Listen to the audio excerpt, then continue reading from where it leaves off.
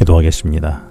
하나님 아버지, 브리스길라 부부의 사역을 묵상하면서 저의 가정이 어떻게 주님의 동력자로 살아갈 수 있는지를 깨닫게 도와주시옵소서. 예수님 이름으로 기도합니다. 오늘도 사도행전 28장 14절에 이와 같이 바울을 로마로 인도하시는 하나님의 여정을 묵상하겠습니다. 오늘 말씀 속에서 주님의 음성이 들리게 되기를 바랍니다. 바울은 에베소에서 2년을 머문 후 에게해를 넘어 유럽 대륙의 마게도냐 네아폴리 항구로 갔습니다. 고린도후서 7장 5절에 의하면 바울이 다시 찾은 마게도냐 땅은 변함없이 환난과 두려움의 땅이었다라고 했습니다. 세월은 흘러도 여전히 바울을 제거하려는 사람들이 도처에 있었던 것이지요. 하지만 바울은 위험을 무릅쓰고 빌립보, 암비볼리, 아볼로니아, 데살로니가, 베레아를 찾아가 자신으로부터 복음을 전해받았던 사람들의 믿음을 북돋아 주었습니다. 그리고 아가야 땅으로 건너가서 아테네를 거쳐 고린도를 찾아가 이번에는 석 달 동안 고린도에 머물렀습니다. 당시 인구 75만 명의 로마 제국 4대 도시 중의 하나였던 고린도는 소문난 타락의 도시였습니다. 해발 575m의 아크로 고린도 산에는 아프로디테 신전이 자리 잡고 있었는데 여기에는 헬라 신화 속에서 미와 사랑의 여신으로 등장하는 아프로디테, 영어로는 비너스가 있었습니다. 그리고 아프로디테 신전에서 일하는 여사제 1000명은 모두 신의 이름으로 매음하는 매춘부들이었습니다. 따라서 신전 안과 밖은 매음의 타락의 도시였지요. 얼마나 고린도 사람들이 성적 타락이 심했던지 고린도 사람처럼 행동한다라는 말은 행음한다라는 의미였고 고린도 사람은 포주나 기둥 서방으로 고린도 아가씨는 매춘부로 통용될 정도였습니다. 이런 거대한 타락의 도시에서 연약한 바울이 할 수 있었던 것이라고는 아무것도 없어 보입니다. 그러나 거대한 타락의 도시 고린도에서 바울은 복음의 진수로 불리우는 로마서를 기록했습니다. 바울의 로마서가 없었다면 우리는 예수 그리스도와 복음을 제대로 이해할 수 없었을 것입니다. 성경 속에서 바울의 로마서가 차지하는 비중은 아무리 강조해도 지나침이 없습니다. 바울은 이처럼 중요한 로마서를 세상과 격리된 수도원이 아닌 타락의 도시 한가운데서 썼습니다.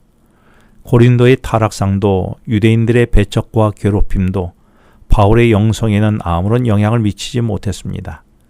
흑암이 짙을수록 촛불이 더 빛이 나듯 고린도가 타락의 도시였기에 그곳 한가운데서 로마서를 기록하는 바울의 영성은 더욱 빛나 보였습니다. 우리의 영성이 무너지는 것을 세상의 타락과 어두움을 탓할 일이 아닙니다. 오히려 우리의 영성이 종이짝처럼 얇고도 얇음을 탓해야 하는 것입니다. 깊은 영성은 세상의 어둠과 타락의 영향을 받지 않기 때문입니다. 참된 영성은 세상의 타락이 극에 달할수록 그리고 어둠이 짙을수록 오히려 더욱 빛을 발하기 때문입니다. 로마서 16장 3절로 5절에 따르면 바울이 고린도에서 로마서를 기록할 때에 브리스길라와 아굴라 부부는 에베소를 떠나서 로마로 갔습니다. 이들이 로마로 간 것은 바울의 최종 목적지가 로마란 사실을 알고 바울을 준비하기 위해서였습니다. 그리고 브리스길라 부부는 로마에서도 자기 집을 교회로 제공했습니다. 바울은 동역자인 이들 부부로 인하여 고린도에서, 에베소에서, 그리고 그 이후에 로마에서 복음의 전도의 소명을 다할 수 있었던 것입니다. 브리스길라 부부는 바울을 만나 복음을 영접한 이후에 단 한 번도 바울을 이용해서 자신들의 유익을 꾀하려 하지 않았습니다. 그들은 자신들의 인생을 송두리째 바울과 함께 나누었는데 바울은 브리스길라와 아굴라 부부가 나를 위해 자기들의 목숨까지도 내어놓았다고 밝혔습니다. 그들은 바울을 지키기 위해서라면 자신들의 생명도 돌보지 않았던 것입니다. 바울은 그들 부부를 나의 동역자라고 불렀고 바울의 그 말이 하나님의 말씀인 로마서에 기록되었습니다. 하나님께서 브리스길라와 아굴라 부부를 바울과 동등한 반열로 올려주신 것입니다. 우리는 어떻습니까? 그리고 우리 인간 관계는 어떻습니까? 누구를 이용해서 자신의 유익만을 꾀하고 있는 것은 아닙니까? 나는 누군가를 위해서 나의 인생을 주저없이 나누고 있습니까? 언젠가 우리는 하나님 앞에서 반드시 그 평가를 받게 될 것입니다. 유대인들에게 이름의 순서는 매우 중요했습니다. 부부의 경우에는 반드시 남편의 이름이 아내 이름보다 앞서야 했지요. 그러나 성경 속에 등장하는 브리스길라와 아굴라 부부는 예외였습니다. 아내 이름인 브리스길라가 남편의 앞자리에 나오고 있지요. 이것은 그 두 사람 중에서 신앙의 주도권을 아내인 브리스길라가 갖고 있었음을 의미합니다. 그렇다고 해서 남편 아굴라를 폄훼하는 것은 아닙니다.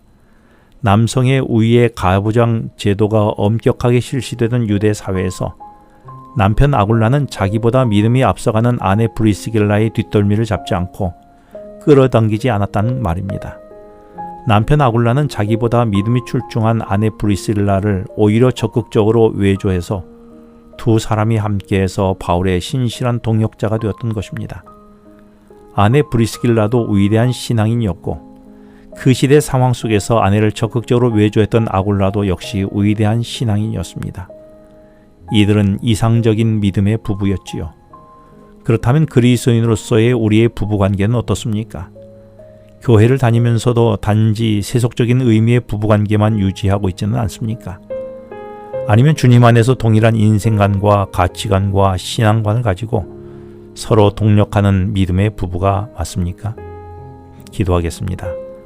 하나님 아버지, 우리 부부가, 우리의 가정이, 우리의 자녀가 세상적 의미의 관계를 넘어 주님의 동역자로 살아가게 해 주시옵소서. 예수님 이름으로 기도합니다. 지금은 개인 기도 시간입니다. 오늘 주신 말씀을 묵상하면서 주어진 기도 제목과 개인 기도 제목을 놓고 기도하시겠습니다.